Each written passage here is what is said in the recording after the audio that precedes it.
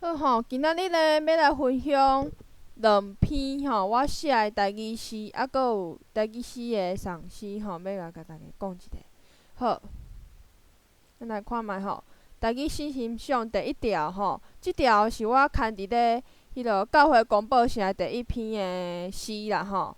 我开始念啊吼，即条叫感谢有恁，感谢有恁，互我灵感。感谢有恁，互我创作的勇敢甲智慧。感谢有恁，我才会使勇敢行出家己的脚步。感谢有恁，我有勇气面对一切的代志，一切拢是爱感谢恁。我即条诗呢，我是算讲写感谢我的亲人我的阿爸阿母小妹搁有我的朋友，搁有我的家己老师就是讲因一直甲我支持、甲我相挺、甲我鼓励，我嘛是足介意台文的，所以我着一直学、一直学，家己嘛要做者册来读，互我遮个代志拢互我足侪灵感的，互我行出家己的一片天，嘛会当创作写即个台文，我真欢喜好，第二条音乐会即篇刊伫咧迄落掌门诗社啦旧年7月份的期刊内底啦来，我念一下再拍一下谱仔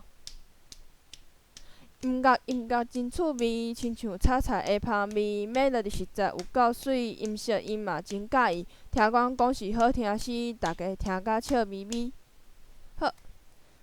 即条诗是较趣味的诗嘛，是我2、3年前去考研究所，我无考着啦就是讲我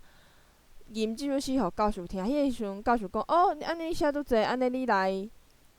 念一首你家己写的诗我就念即条算较趣味的、较有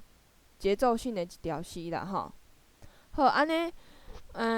我想要甲大家分享一个台语诗的赏析有第一个是有发现台语诗通常用啥物组合来写其实用转汉甲汉落的较济啦用转落的阁算较少，毋过其实我感觉要互人学，你拢爱会晓写转汉、汉落转落拢爱会晓写啦你感觉写诗需要啥物元素？敢有需要押韵？就是讲，其实生活中你嘛会当有灵感嘛会使写，也是讲较有一寡美角性的诗，就是较无共的，迄可能搁爱学啦我的台语诗目前程度可能就是幼稚园尔大家莫毋讲嫌啦好，敢有需要押韵？其实若是有押韵较好啦，你若无押韵，你着爱写较无共的啦散文甲诗无共的上大个所在，就是诗就是话有押韵嘛押韵应该是上大无共啦毋过嘛有一种诗叫散文诗，就是若像在写散文的一种诗啦散文的台语散文就是咱会写一寡叙述一寡代志啦即叫是台语散文。好，安尼我今仔就写到遮好，大家多谢大家，大家再会。